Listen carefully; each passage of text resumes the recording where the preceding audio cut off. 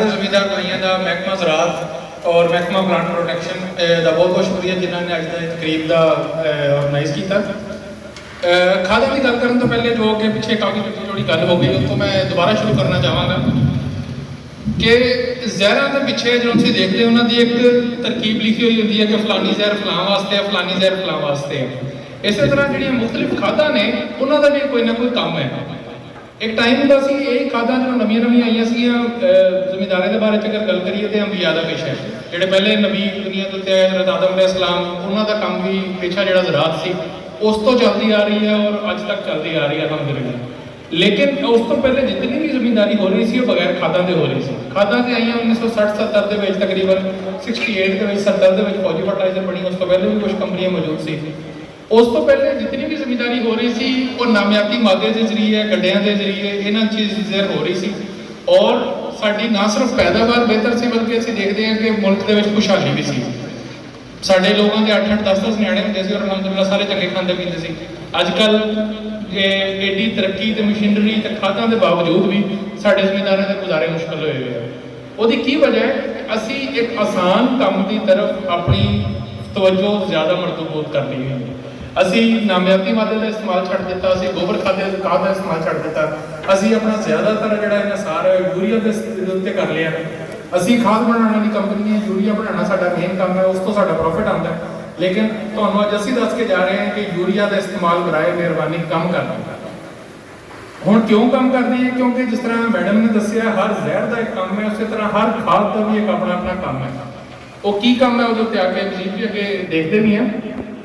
खाद की अगर तारीफ की जाए तो सब तो बेसिक चीज़ ये है कि पौधे को खुराक मुहैया करने वाली जी चीज़ है उन्होंने खाद कहते हैं। अगर सर ने जिस तरह गल की थी कि मुल्क पाकिस्तान के जी साड़ी औसत पैदावार है धान के तकरीबन 23 तो 24 30 तो 40 मन है। बाहर तो असीं नहीं जाते, साढ़े अपने पाकिस्तान के महकमा ज़राअत प्लांट प्रोटैक्शन डिफरेंट अदारे नुमाइशी प्लांट लाते हैं और वो भी 60 तो 70 मन पैदावार हासिल कर रहे हैं। आम जमींदारों की एवरेज तो 2 गुणे तो भी ज़्यादा। हुण देखने की जरूरत यह है कि वो किहड़ा ऐसा काम कर रहे हैं जिहड़ा असीं नहीं कर रहे। आगे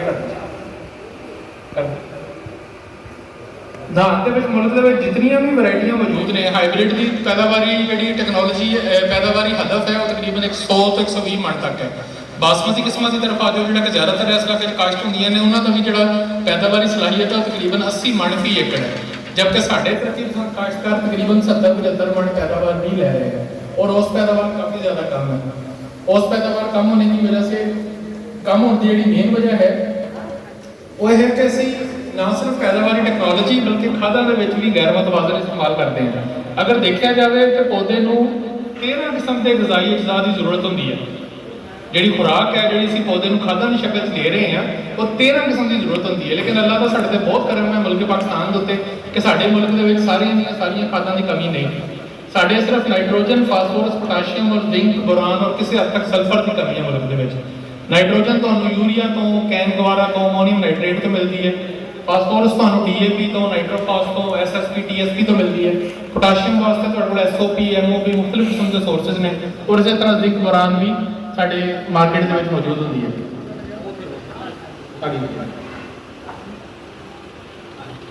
ये जो तुम दसिया कि मुख्तलिफ पूरे पाकिस्तान के 6 लाख तो ज़्यादा नमूने जो टेस्ट किए तो पता लगा कि ज़्यादातर जमीनों के नाइट्रोजन की 90% तो ज़्यादा जमीन फास्फोरस की, जबकि सिर्फ और सिर्फ 50% जमीनों के पोटाश की कमी है। 50% जमीन कहीं जिथे साढ़ा नहरी पानी मतवातर लगता है गोबर खाद वगैरह इस्तेमाल होती है उत्थे सानूं पोटाश की कमी देखने के नहीं आई। महंगी खाद है उन्होंने जगह के उत्ते पानी की जरूरत नहीं। 85% जमीनों के जिंक की जबकि 60% जमीनों के उत्ते बोरान की कमी है।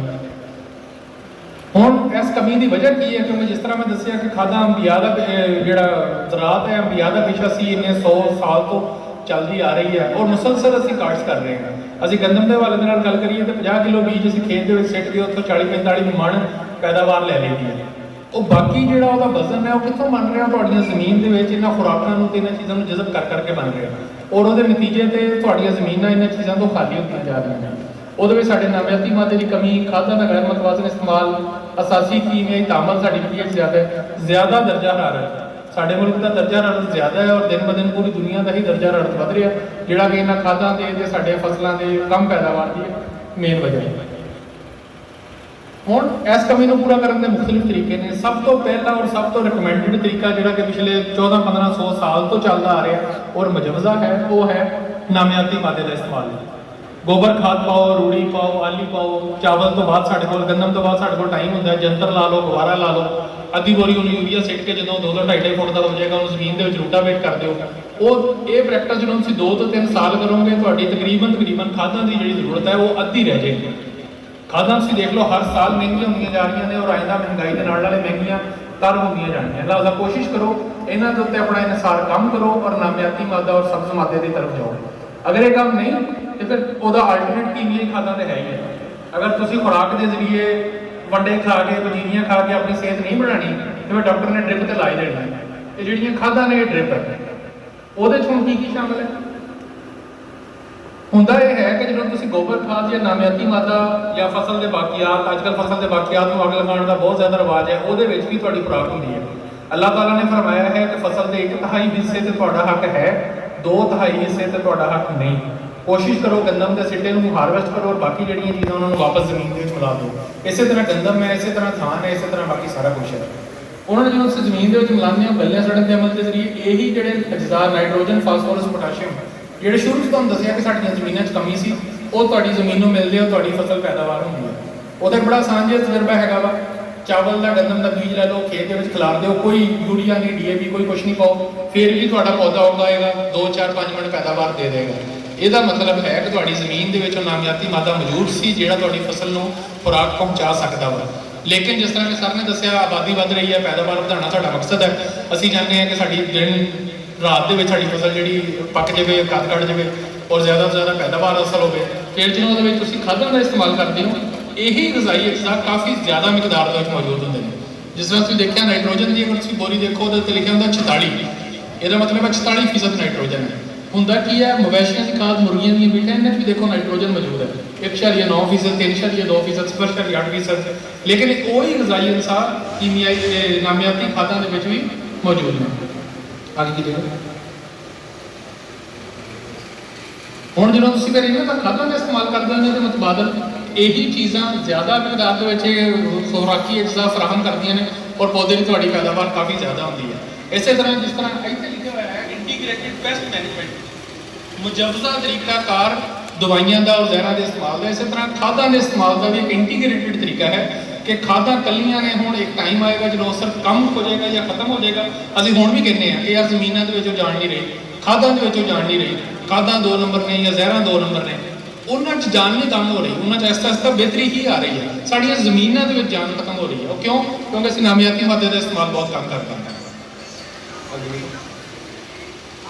ਹੁਣ ਅਗਰ ਠੀਕ ਹੈ, ਹਰ ਬੰਦੇ ਦੇ ਮਸਾਇਲ ਹੁੰਦੇ ਆ, ਗੋਬਰ ਖਾਦ ਅਵੇਲੇਬਲ ਨਹੀਂ ਹੁੰਦੀ, ਜ਼ਮੀਨ ਦੇ ਵਿੱਚ ਅਸੀਂ ਮਿਲਾ ਨਹੀਂ ਸਕਦੇ, ਟੈਕਨੋਲੋਜੀ ਦਾ ਜਾਂ ਟਰੈਕਟਰ ਦਾ ਜਾਂ ਮਸ਼ੀਨਰੀ ਦਾ ਫਰਕ ਹੁੰਦਾ ਹੈ।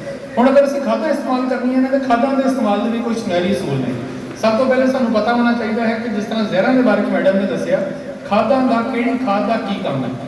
ਸਭ ਤੋਂ ਪਹਿਲੇ ਇਹ ਖਾਦਾਂ ਦੇ ਇਸਤੇਮਾਲ ਦੇ 4 ਅਸੂਲ ਨੇ: ਸਹੀ ਖਾਦ, ਸਹੀ ਮਿਕਦਾਰ, ਸਹੀ ਜਗ੍ਹਾ ਔਰ ਸਹੀ ਵਕਤ। ਸਹੀ ਖਾਦ ਤੋਂ ਕੀ ਮੁਰਾਦ ਹੈ? ਜਿਹੜੀ ਕੰਮ ਵਾਸਤੇ ਤੁਸੀਂ ਖਾਦ ਪਾ ਰਹੇ ਹੋ ਉਹ ਕੰਮ ਕਰੋ।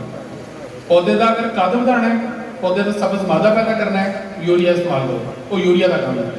ਅਗਰ ਚਾਹੁੰਦੇ ਹੋ ਪੌਦੇ ਦੀਆਂ ਪੈਦਾਵਾਰ ਵਧੇ, ਪੈਦਾਵਾਰ ਤੋਂ ਮੇਰਾ ਮਤਲਬ ਹੈ ਪੌਦੇ ਤੁਹਾਡਾ ਗੰਦਮ ਦੇ ਸਿੱਟੇ, ਤੁਹਾਡੇ ਮੁੰਜਰ, ਤੁਹਾਡਾ ਅਗਰ ਇੱਥੇ ਗੰਨਾ ਲੱਗਦਾ ਹੈ ਤਾਂ ਗੰਨੇ ਦਾ ਵਜ਼ਨ, ਇਹ ਪੈਦਾਵਾਰ ਹੈ। ਕੱਦ ਪੈਦਾਵਾਰ ਨਹੀਂ। ਜਿਹੜੀ ਤੁਸੀਂ ਕਣਕ ਵੱਢ ਕੇ ਤੂੜੀ ਬਣਾ ਲੈਣੀ ਹੈ ਉਹ ਪੈਦਾਵਾਰ ਨਹੀਂ। ਜਿਹੜੇ ਧਾਨ ਦੇ ਮੁੱਢਾਂ ਤੁਸੀਂ ਫੜ ਕੇ ਅੱਗ ਲਾ ਦੇਣੀ ਹੈ ਉਹ ਪੈਦਾਵਾਰ ਨਹੀਂ। ਪੈਦਾਵਾਰ ਹੈ ਉਹਦਾ ਦਾਣਾ। ਪੈਦਾਵਾਰ ਨੂੰ ਵਧਾਉਣੀ ਹੈ, ਉਹਦੇ 'ਚ ਫਾਸਫੋਰਸ ਦਾ ਇਸਤੇਮਾਲ ਕਰੋ।